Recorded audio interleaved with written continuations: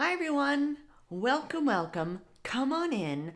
I'm going to share my secret. Well, it's not really a secret anymore, but I'm going to share with you how I lost 60 pounds with pretty much little to no exercise. So if that's what you are interested in finding out, then this video is for you. So come on in. We're doing this live because I want to make sure if there's any questions that I can answer them. We do have our resident cleaning bot already in the chat waiting for you. So come on in. We're going to be getting started in just a couple minutes. I know that you guys have been asking for this, and I'm actually kind of excited to be able to share this with you. So, yeah, I think this is going to be a really, really good session, and you may actually find that this may be something that you'll want to replay just to get some notes taken. Trust me, trust me, trust me. All right, so yes, I am just making sure that everything is set. And then we are going to get started. So if you are here, make sure you say hello to me in chat, because this is going to be the only way that I'm going to be able to see any questions you have or generally just talk to you. So I do want to go and hear from you. This is going to be pretty interactive. So I actually cannot wait. I really cannot wait. But yeah, I know that, hey Shar, I know that you guys have really been asking for this video, so I'm excited to be able to go and bring it to you. All right, so I think I am just about done. So, yep, we're going to be getting started here. I actually took a lot of time getting this together because I really wanted to make sure that you got everything that I did, and I wanted to make sure that it was good. You know, I wanted to make sure that I was very thorough with what I did.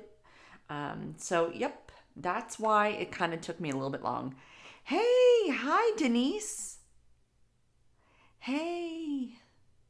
Well, I hope that he is recovering well, and hopefully he recovers soon. Yep, you are catching me live. I decided because of a comment that someone had put on one of my other videos that some of you didn't realize that when I go live, it's typically about 11:30 Central. So I figured I would put something out there so you guys would actually see it live. So hopefully that helps out a little bit. So yep, we're gonna be getting started. Actually, I think we could probably start to get started, if that makes sense. So before we do, I do have some general housekeeping. We have 3 new folks that have subscribed to the channel, so I want to go and shout them out. Jasuri Neves, I think is how you pronounce it. TD Fulton 1, and Cindy Lou. And just so you know, and I will probably go and repeat this a couple of times for those that come in late, if you are one of the channel members, then directly after this live stream, give or take like 5 minutes or so, maybe 10. I want to give myself a little bit of breathing room. I am going to be going live just for the home executives. And with that, I'm actually going to be sharing a little bit more in depth, and you'll be hearing a little bit more about that at just the right time.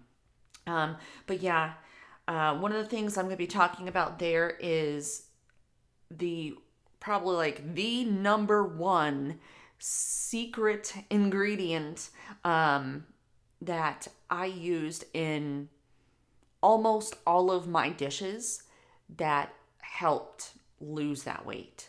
So you're going to learn about that, and also a few things that I used that made things a little bit easier for me as well.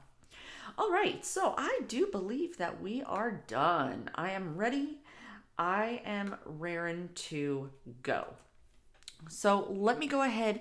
Let's get started. I am just getting my presentation up for you.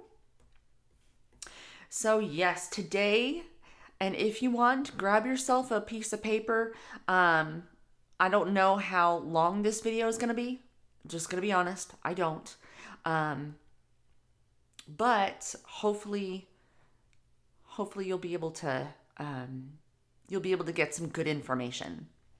And like I said, this is definitely going to have some replayability for you, because there is a lot of information that I'm about to cover.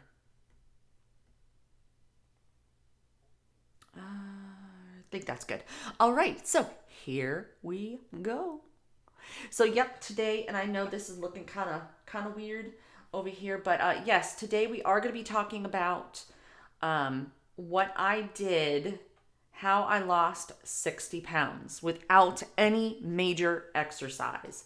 And I know that seems crazy, but it's really not. And I think it's going to be something that if you decide to implement it as well, then I think you're going to see some results too. I do want to start this out by saying that I'm not a medical professional. I think I have to disclose that. But truthfully, no, I'm not a medical professional. So I would definitely, if you're going to start something, definitely seek out advice from your doctor first, just to make sure it's going to be something for you. All right, so with that, here's what you're going to be learning about today. You're going to be learning about what I tried, the things that did not work, what did work. And with that, you're going to hear some science stuff today too.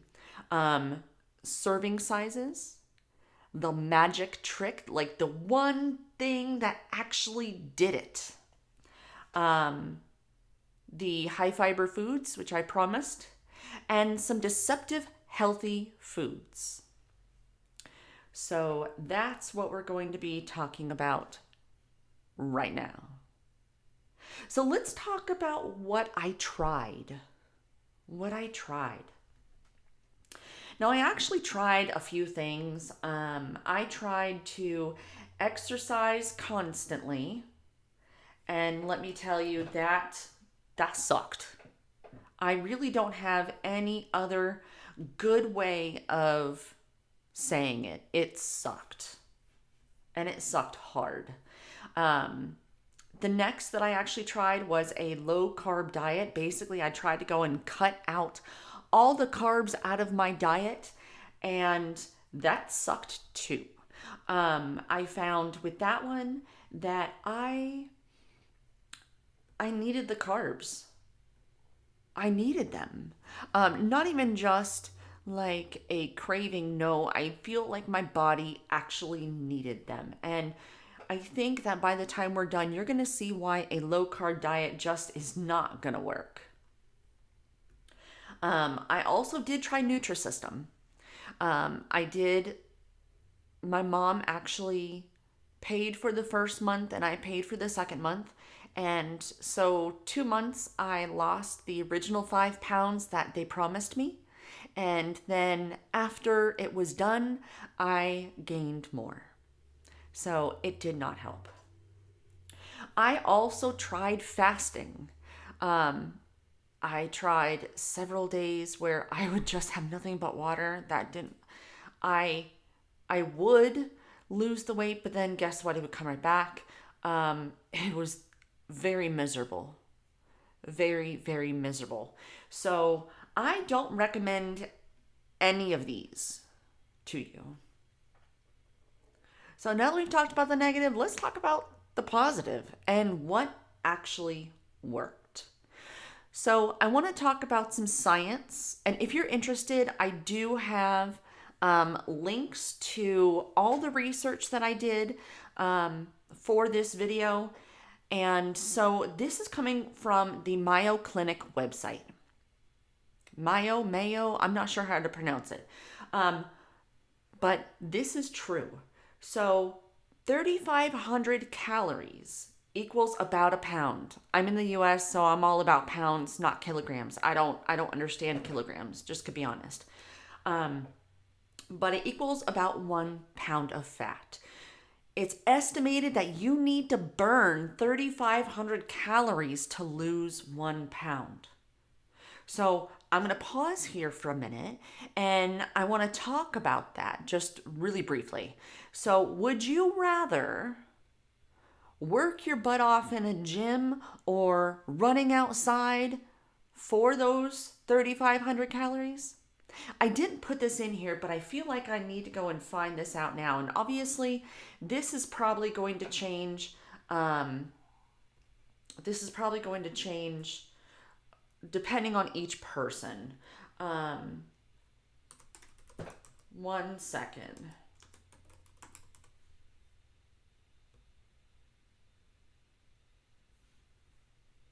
Let me see.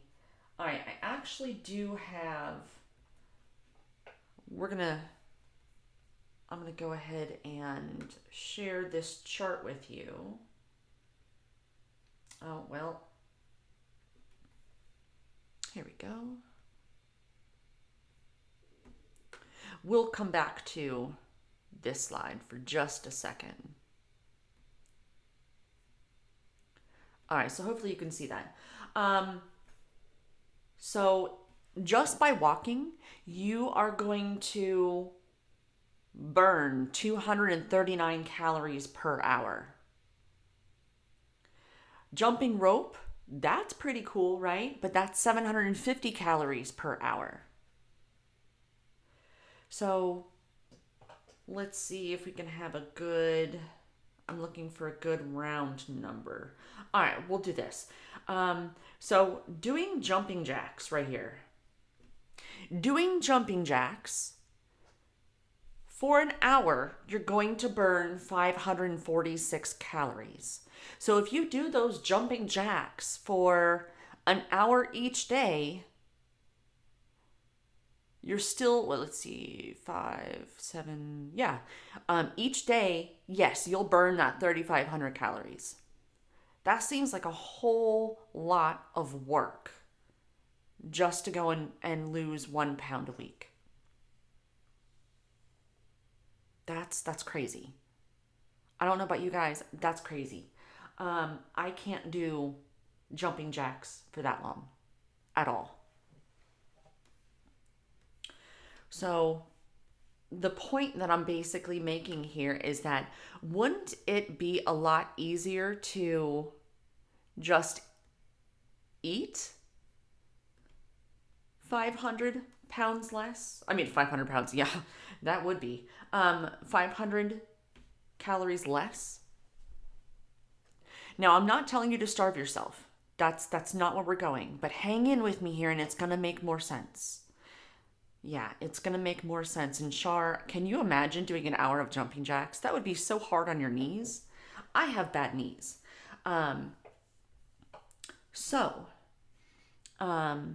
That's kind of the science behind weight loss, is that in theory, you actually want to burn more calories than what you take in. That's the actual real true science behind weight loss. So think about it this way, and I'm going to put it here on my face for a minute. Sorry about that. So think about it this way. My sweet tea, right? So if you're constantly drinking more sweet tea, and it's sugar-free sweet tea, by the way. If you're constantly drinking more sweet tea than what you're putting in, eventually you're going to have an empty cup, right? That's the science. It's not going to all be empty quickly. I mean, unless you drink it all down. But if you're just taking a sip and then you're putting less than a sip in, then eventually you're going to have an empty cup. So, and that kind of really ties in, honestly, with what Fly Lady has taught us up to this point, right? Is to take small bite-sized chunks out of big projects. And that's what we're doing here. That's what I did when I lost the 60 pounds. It didn't all come off in a day because you know what, honey, it didn't get on there in a day. But even though it felt like it was just overnight. So that's kind of the method behind the madness. So I want to jump back in really fast, and don't worry, we're about to pause for questions. But I want to jump back really fast and talk about how you can find how many calories you need. So there's a couple of links down there in the description. One is for this calorie calculator that you put in your weight, your height, your age, and how much approximate movement you do. And then it'll tell you how many calories you need to eat to remain status quo. I personally liked MyFitnessPal. There's a website and there's an app for Android or for Apple. And with that, not only does it have a really quick food logging, but it'll basically tell you the same thing. And you can choose if you want to lose 0.5, I think it's 0.5 pounds per week, 1 pound per week, or 2 pounds per week, but it doesn't go any more than that. And then it tells you how many calories you can eat that day. So then with that, and I know you're saying, oh my gosh, I'm logging my food. Are you kidding me? Well, here's the thing. You weren't mindful with the amount of calories that you put in your body to get to whatever weight you are, right? I'll say to gain the weight. You weren't watching them calories when you gained the weight. So you have to watch the calories to be able to lose the weight. If you continue doing the same thing over and over again, it's the definition of insanity, right? So we need to do something different. So yes, I do like MyFitnessPal. If you have a smartwatch, or if you just carry your phone with you everywhere, it'll also look at any exercise you have that you've done, and it will quote unquote subtract those calories for you if you want it to. MyFitnessPal is free. There is a premium option to it. There's no affiliate link at all whatsoever. I just personally used MyFitnessPal. So I want to take a moment and I'm going to jump in chat, and I want to see what questions do you guys have, because I know I may have actually just given a little bit of information.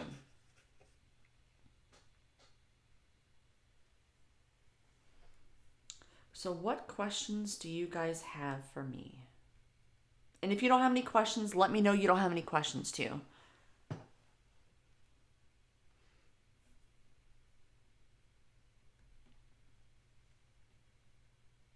All right, there we go. Yeah, when I first started trying to lose the weight, I was, I think, at my heaviest about 210.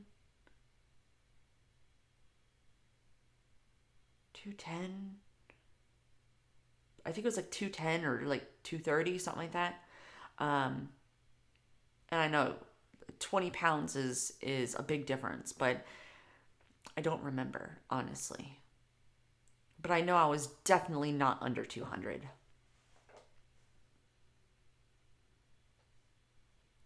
Right now, I am at about 150. I tend towards 150, 155.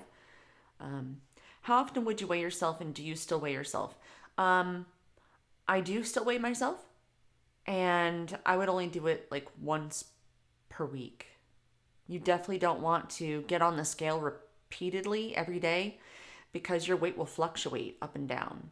So, that's why doing it once a week worked. And I would also do that in the morning, as soon as I got out of bed, because that's actually when you are at your lowest.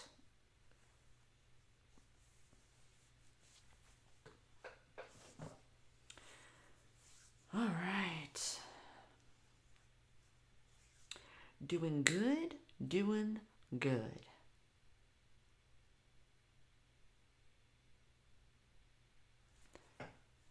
So I'm going to go ahead and let's jump back. Dieting is hard when you work and all the preparing takes so much time. Well, actually, Denise, I'm going to be able to explain how you can do this, because I honestly I don't even want to call it a diet. What we're going to be talking about is in the next slide is serving sizes. Yes, this let me backtrack. So MyFitnessPal, I like that app for two reasons. One, there is a barcode scanner, so you just beep it and it's there. Also, it has a lot of the fast food meals and restaurant meals that are out there. So I think you're going to see that even after you're done here, you're going to start to look at food just a little bit differently. And whether you decide to actually count the calories or not, just by making some changes in how you eat is going to, I think it's going to make a huge difference. So let's actually talk about that, because one of the things that I noticed, at least for folks here in the US, is we have a real problem with serving sizes and portion control. So, and I know it might be a little bit hard to go in and read this, but let me go over this. So, some serving sizes, and this is from the American Heart Association. For grains, a half cup cooked rice, pasta or cooked cereal, 1 ounce of dry pasta or rice, 1 slice of bread, 1 cup of ready-to-eat cereal flakes. And if you're making a sandwich, dude, you got 2 pieces of bread right there. For vegetables, 1 cup equivalent of vegetables is 1 cup of raw vegetables or vegetable juice, 2 cups of leafy salad greens. And we're going to be talking a little bit about that as well. Fruits, 1 cup equivalent is 1 cup of fruit or a half cup of fruit juice, like orange juice. And notice that just for a moment. A half cup of fruit juice or 1 cup of fruit. Or you can also do a 1/3 cup of a fruit juice blend. So notice that serving size for the fruit juice is actually half of the whole fruit. And you know that whole fruit right there is going to probably make you a little more full than the fruit juice. So protein foods like meat, poultry, fish, dry beans, and nuts. So 3 ounces of cooked lean meat, poultry, or seafood.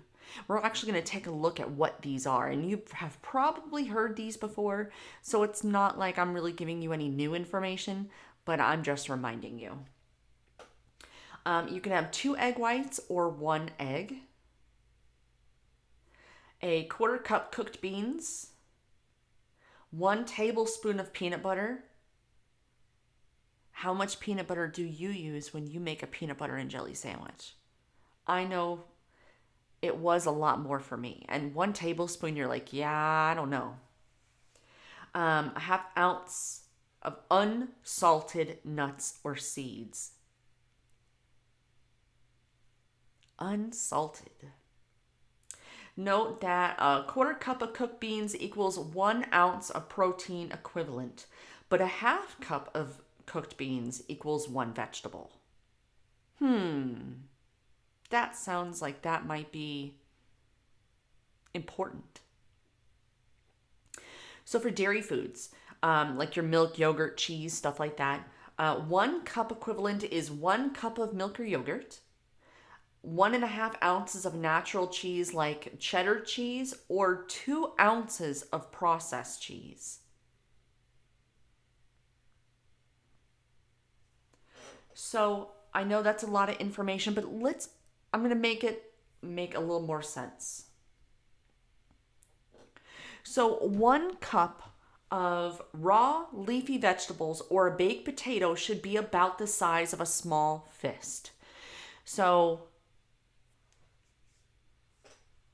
leafy vegetables. This is going to be raw spinach leaves, a spring mix, collard greens, stuff like that. Think leaf. That's going to be the size of a small fist. And if you remember, in our previous slide, we learned that the serving size is 2 cups. So basically, it looks like that.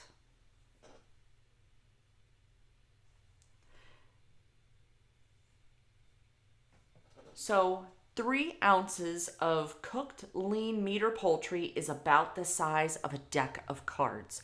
And I know you've probably heard this before. So in the US, we're all about bigger, upsize it, supersize it. Like you'll go out to a restaurant and you'll have a steak. They start at like 8 ounces. Well, the serving size is 3. So they're already giving you double the portion size. For me, I like to go and cut it in half immediately and just take half of it home. So a teaspoon of soft margarine is about the size of a single die.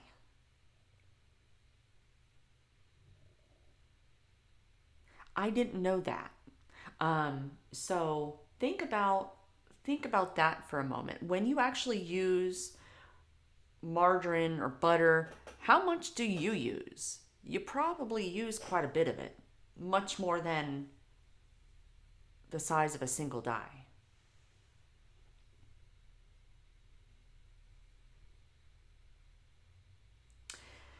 An ounce and a half of fat-free or low-fat cheese is about the size of 4 stacked dice. 4 stacked dice. I'm looking to see if I have any dice around here, but I don't here in my office. But the string cheese that you usually get if you buy them, it's a lot taller than 4 stacked dice. So my question to you is, were you surprised by those? Did it kind of help a little bit to see, wow, maybe I'm eating more than what I really should? Denise says, peanut butter sandwich is so fast to make for me to take to work. I slap it on there. Well, I think that you may be able to find something that's a little bit faster. What I'll typically do is, for the next day at work, what I'll do is I will take some of what I had the night before and I'll just package it up. And I may not have that tomorrow because I may just put it in the refrigerator, or I put stuff in the freezer too. And that way, maybe I'll have something from like a couple nights ago, and I'll have that for for lunch tomorrow. It really depends. Like I have fajitas that I made, I think, last week. So I have a portion of that inside my freezer that I'll probably have when I'm done here. Well, probably when I'm done with my home executive live stream.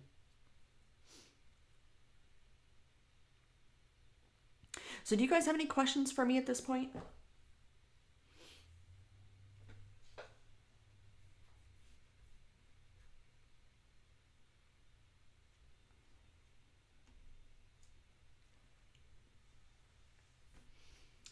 I know packing on the I'm packing on the stuff here, so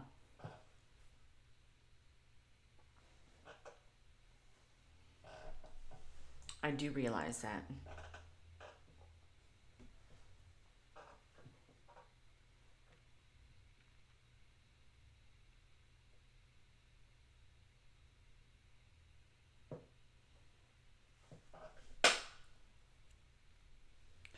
It is changing the way that you prepare what to eat. Um, absolutely. Absolutely.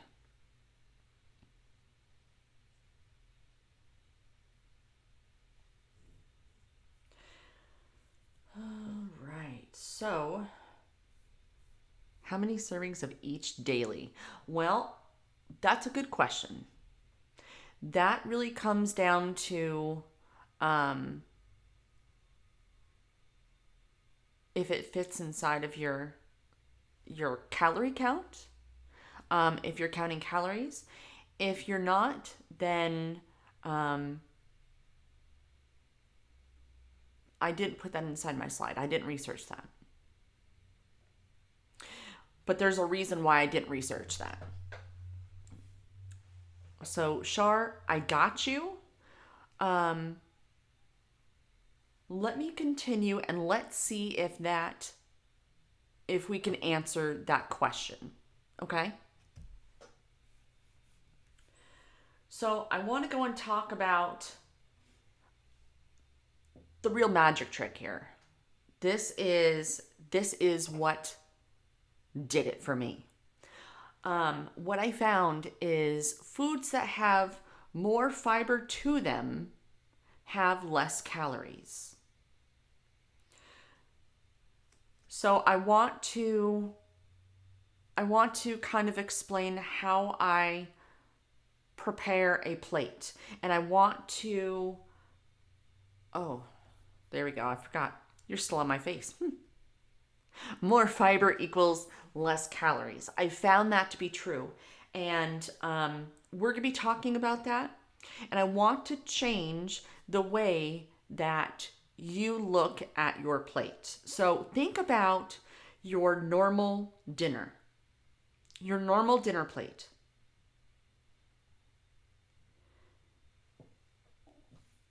So for us, it's usually one thing of meat. It could be chicken, like a chicken breast. It'll be vegetable, and then sometimes another side dish. So in this case, I'm going to call that other side dish a starch. But it's really any other kind of side dish. I wouldn't do another meat. So this is kind of, the one on the left is kind of like what you probably envisioned in your head, right?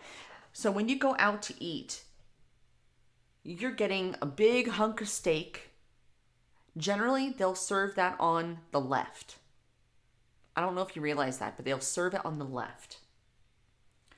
You'll get a small vegetable as a side, and then they'll give you something else, like maybe a baked potato or mashed potatoes, red potatoes. So they'll give you something else there. It could be mac and cheese. But the one on the left, that is probably the way that you are thinking about your plate.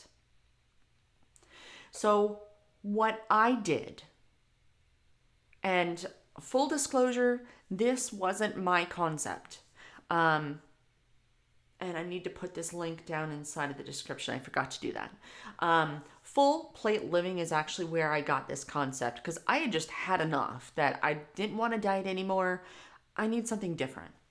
So over on the right, this is generally what my plate will look like. Notice that 50% of my plate is a fiber food. And we're going to talk about that. I've now reduced my meat to about 25% of my plate. And then I'm calling it a starch. generally it is a starch of some kind, because I'm not going to give up my starches. But that's the other 25%. So I will come back to this slide, so you can see it again after we're done talking about what all that means, okay? So I definitely increased my fiber. So do you get enough fiber? Hi, Lislet. So let's talk about that. Do you actually get enough fiber? This comes from, I think this might be the Mayo Clinic as well. Women should try to eat at least 21 to 25 grams of fiber a day, and men should aim for 30 to 38 grams a day. Now, in the US, on average, we are only eating 3 to 5 grams of fiber per day. 3 to 5 grams of fiber per day. So think about all over the world. Have you guys ever heard about the French women never get fat? So they eat constantly, but they eat little bits of everything. But they love their fresh vegetables and fresh fruits. So there has to be some truth to that. Now, you might be thinking about the Asian countries. Well, they eat a lot of rice and a lot of noodles. I don't believe that rice is actually I know they eat a lot of it, but I still think that they portion what they get, how much of it they get. So let's talk about, because I know when I said eat more fiber, the first thing you were thinking was probably the little ditty, beans, the magical fruit. The more you eat, the more you toot, right? Let's talk about the negative side effects that just popped in your head. So there's actually two types of fiber itself. There's soluble fiber. Basically, that's going to dissolve in water. It's going to form like a gel. So think about this kind of like Jello gelatin, right? So it's going to go in, but it's going to form this gel. And that's going to be, if you've ever heard of, I'm thinking I think it's called I have the book, and of course I don't have it here with me. For folks that have like, it's like a diabetic diet, if that makes sense. You need sugars that are going to be a little bit long lasting. These are going to be things that are going to make you feel full longer. That's one of the benefits of eating a little more fiber, is that you are going to not be as hungry between those meals.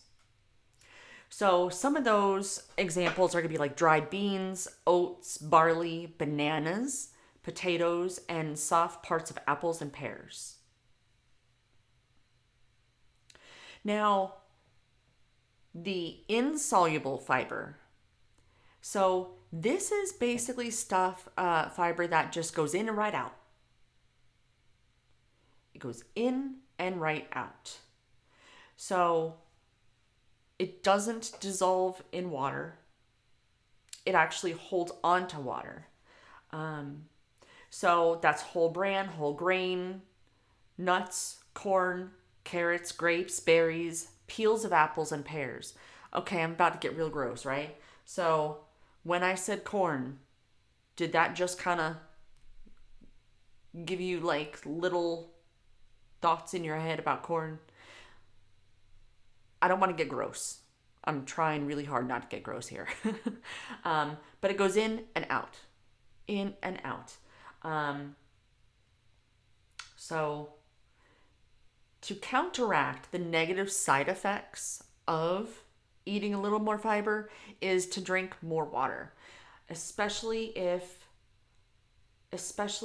you are eating stuff like the insoluble fiber, because it's going to hold on to water and it's like a sponge. So if you don't drink enough water, then it's just going to kind of be hard, but it's still going to like do the fermenting thing. And yes, hopefully fermenting kind of helps give some pictures here. But if you drink more water, it actually expands because it holds on to the water. And then that way there isn't as much room for the methane, if that helps, to accumulate. It just all goes.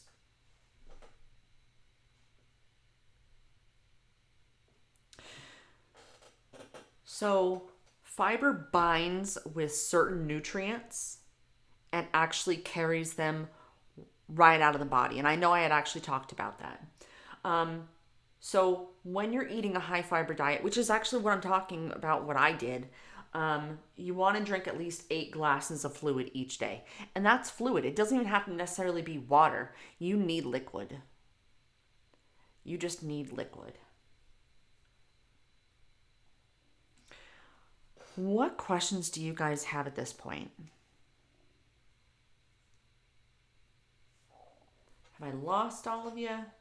I know this is definitely different, right? But you wanted to know, I'm telling you and giving it to you straight.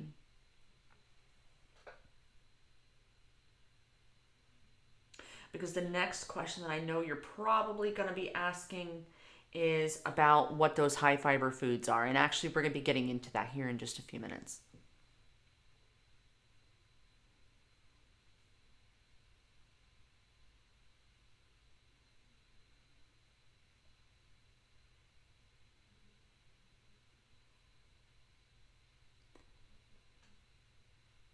Is there a list of foods with fiber content? Yeah, sure, and actually you're about to see it.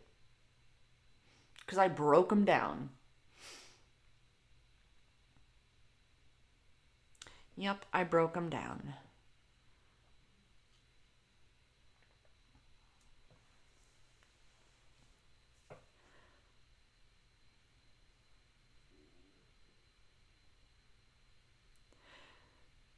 So yeah, right after this live stream, about 10 minutes after, I'm going to be doing a live stream for, and I'll come over here so y'all can see my face. I'm going to be doing a live stream for all the home executive members, where I'm going to tell you the one food that it's like a superfood for this. And it has almost no taste. Almost. But I added it to salads. I added it to foods, and it was really virtually undetectable. So I'll be going over that, and then I'll also show you a few, I think two gadgets that I have that helped me. So yes, that'll be, like I said, I do feel like that's going to be about 10 minutes after this stream is over. So Shar, let me go ahead and answer that question for you right now. So let's talk about high fiber foods. And I broke these down into different categories.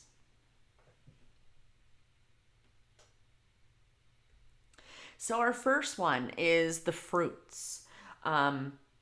So raspberries, a cup of raspberries have 8 grams of fiber in it. Who knew? Who knew? And I actually did get this information. I did get this from somewhere, which I know I have a link down below in the description. So one medium pear is 5.5 grams of fiber.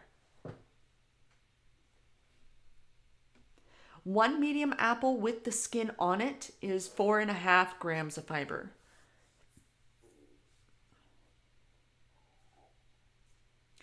One medium banana has 3. One medium orange has 3. And 1 cup of strawberries has 3. So think about this for a minute. Just looking at the fruits, imagine how easily you can add a little bit of fruit into your diet. In fact, you can have an apple before you eat dinner, and that's going to help. So when it comes to the vegetables, this is the one that everyone thinks of. This is like the first thing that everyone thinks about is the vegetables. So green peas, if they're boiled, a cup of that is 9 grams of fiber. I cannot eat green peas. They make me gag. So I just chop that off my list. That's a noki dokie for me. A cup of chopped boiled broccoli is 5 grams of fiber. Turnip greens, boiled. It looks like almost everything is boiled. A cup of that is 5 grams of fiber. Brussels sprouts, which I honestly have not ever had Brussels sprouts. So I may have to try that just to see if I like it. A cup of that is 4 grams of fiber. 1 medium baked potato. Guys, a medium baked potato. Did you know that was fiber? In fact, it has 4 grams of fiber. Sweet corn, a cup of that is 3.5 grams of fiber. Raw cauliflower, not a fan of that. But chopped for 1 cup is 2 grams of fiber. And a medium carrot raw is 1.5 grams of fiber. So yeah, this is what a lot of people think about when they think of fiber. Or they think about grains, lettuce. That's what they think about. So for the grains, whole wheat spaghetti cooked, a cup of that has 6 grams of fiber. Your homework assignment, should you choose to accept it, go take a look at your spaghetti and see how much fiber is in that.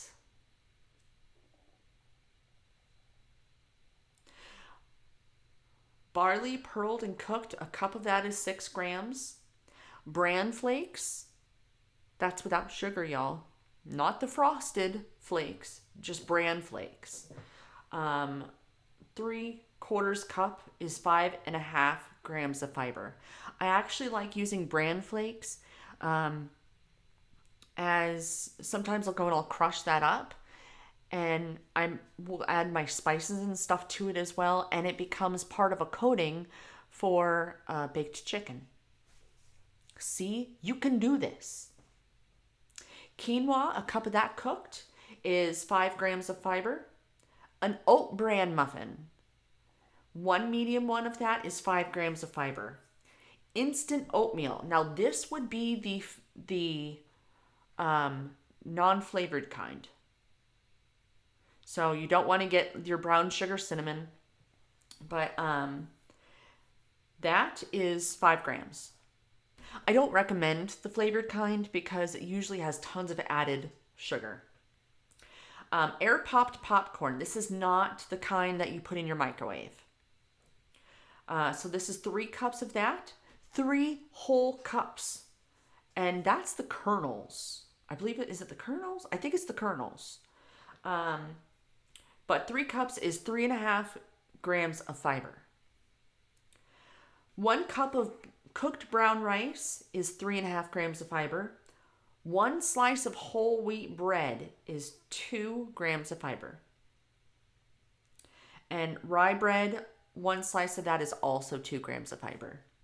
Let's finish this up with legumes, nuts, and seeds. So a cup of boiled split peas. This, if you can't see that automatically your fiber is like increasing with the legumes, nuts, and seeds, this is definitely good. So a cup of the boiled split peas is 16 grams of fiber. Cup of boiled lentils, 15.5. A cup of boiled black beans, 15 grams of fiber. 1 cup of canned baked beans, 10 grams of fiber. 1 ounce. I don't know if you realize how much an ounce is, but it's not a lot. Of chia seeds, 10 grams of fiber. 1 ounce of almonds, which is about 23 nuts, is 3.5 grams of fiber. Pistachios, love pistachios. About 49 of those are 3 grams of fiber. 1 ounce of sunflower kernels, not with the shell, is 3 grams of fiber. Now, when it comes to the legumes, nuts, and seeds, be mindful of what you get, because honestly, when it comes to the nuts and stuff, it's going to also have a lot of fat, and these are very while they're nutrient dense, they're also calorie dense. So just be careful as to what you're having.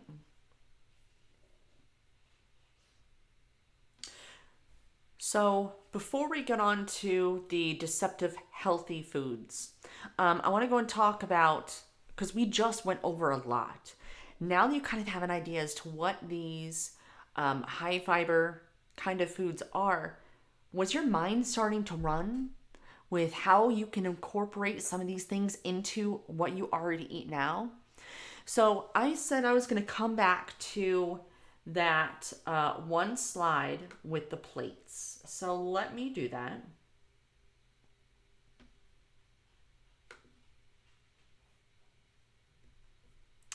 And so I've already kind of given you a basic overview of 2 steps. 1, 2, 2 steps of what I did. But now I want to give you kind of the 3rd step here. Hold on, I'm just making some changes to that slide real fast, because it wasn't looking good at all. All right, so the trick that helps. So we've already talked about fiber and how it makes you fuller longer. So we've talked about some of the high fiber foods that you can actually add to your diet. And the 3rd step in this is this. I don't know if y'all can see you can see it. So this fibrous foods here, eat this first. Usually we attack that meat, right? Because, it's a beautiful little filet mignon and I want to eat it. Well, no, eat the fibrous foods first. So that's why I'd actually recommended having an apple. If you are a little snacky, then consider having one of these high fiber foods. So this green area right here could be a salad before. Like I said, I like doing salad of like a raw spinach leaf. I will do a light vinaigrette on it. I do like Italian. I do. And I know that can have a lot of calories and sugars and stuff, but I don't put too much in there. And you can add some of these. So let's say your whole dinner is a salad. And I know you're probably like, oh my gosh, really? No, hear me out. Or your lunch. So you start with a base. And I'm going to come, now that I'm talking about this. Okay, so you start with a base of your leaves. We're going to call them leaves, whatever you choose. And then you can add some raspberries, strawberries, blueberries, right? And then you can go in and drizzle it with a little bit of raspberry vinaigrette. How's that sounding so far? Pretty good. Throw in a little bit of sunflower seeds because we saw that those were high fiber, right? I'm going to see what other ones we have.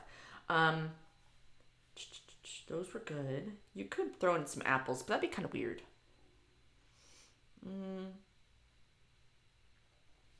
You could be crazy and you could chop up the broccoli, like really finely dice it in there, and toss that in if you want to. So really, it's just thinking about what are the things that you can add in there. I also like, so there's this cereal. It is Kashi Go Lean. Um, you'll find it in the breakfast aisle. And I know I liked there was like a honey almond one. So it did have a little bit of sweetness, but it had some almonds. And this cereal is like I'm trying to look to see where it is. So this is kind of like, it has a little bran, it has a little bit of oats, but it's definitely a high fiber cereal. But it added the crunch to my cereal. It added a slight bit of sweetness and it really packed on the fiber. So you can have a very filling, very good salad. If you want to go and add a little bit of meat in there because you know you need some, why not go and get they actually make diced ham that you can throw in there. Now, if you're yes, I did actually take this to work. I know that sounds silly, but I did. And what I did, and Denise, this is actually for you, or anyone else that is working. So what I did is I would go and put in some spinach leaves. You don't need much, but put in some spinach leaves inside of like a gallon size Ziploc bag. Put all your wet ingredients into like a small sandwich bag, and you can even put your salad dressing in there too. Zip it all up. Then you're going to put all your dry ingredients, things that you want to remain crispy or crunchy. Put those into another sandwich bag. And yes, I know it's a lot of disposable stuff, but hear me out. When you get to work and it's time for lunch, take all the things that you are going to have on your salad, toss them all into the gallon-sized bag that's already there, close it, shake it up. Everything is evenly distributed with the salad dressing that way. And then you can literally just start to dump everything out into a bowl. It doesn't take long to do that. And you can get really creative with those salads. Now that I've given you a little bit of fundamentals, you can definitely do it. So we talked about the high fiber foods. Let's go into, and we're almost done here, guys. Let's go into the deceptive healthy foods. The deceptive healthy foods. My favorite is 1 cup of iceberg lettuce has 10 calories, but almost no nutritional value. I think it has 1 gram of fiber, among others. I mean, yes, there's going to be a very small amount of vitamin and other nutrients in there, but you will have a much bigger bang for your buck if you change that to a spring mix or the raw spinach leaves. So generally when it comes to your leaf kind of thing, the darker it is, the more fiber and vitamins it has in it. So think about that. Dried fruit seems like a wonderful, easy way to go and get more fiber in, right? It's portable. Well, guess what? A lot of it has added sugar in it to go and make it taste a little bit sweeter. So that's why a lot of your trail mixes may not be the best. Those nuts, they have salt on them. There's typically dried fruit in them that has added sugar. There's usually some kind of a candy that's more added sugar. Yeah, it's gonna have, it's gonna have your protein and stuff, but take a look at that sugar content and how much protein and fiber you're actually getting, and see if it's worth the wait there and how many calories. Flavored yogurt, right? Yogurt's great. Yogurt's healthy. The flavored yogurt has almost no actual fruit, but they do add sugar. So a lot of the and I'm saying almost. If you take a look at it, you'll see that there's going to be some ingredients in there like high fructose corn syrup, glucose, or just added sugars. The sugar content on a lot of those are crazy. When you actually get in and you try to eat it, you notice that fruit is really kind of liquidy. It's really kind of liquidy. So to make, if you've ever made a dessert where you had to macerate, and that's not a gross word, macerate. Basically, it's where you have sugar and fruit, and you stir it around and you just let it sit inside of the refrigerator. What happens is that the sugar pulls out the liquid from the fruit, which the fruit already has sugar, but that's what it does, and it creates that syrup. So that's basically on the bottom of your flavored yogurt. Meal replacement bars have almost as much sugar as a candy bar. I don't know if you've ever noticed that, but it does. If it doesn't, then it's using a sugar alcohol, which there's some debate on whether or not it causes cancer. So keep that in mind. But they are really high in calories because it is a meal replacement.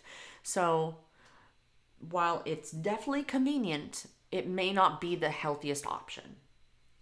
Most of your salad dressings are loaded with tons of calories, but salad dressings don't add any nutrition at all.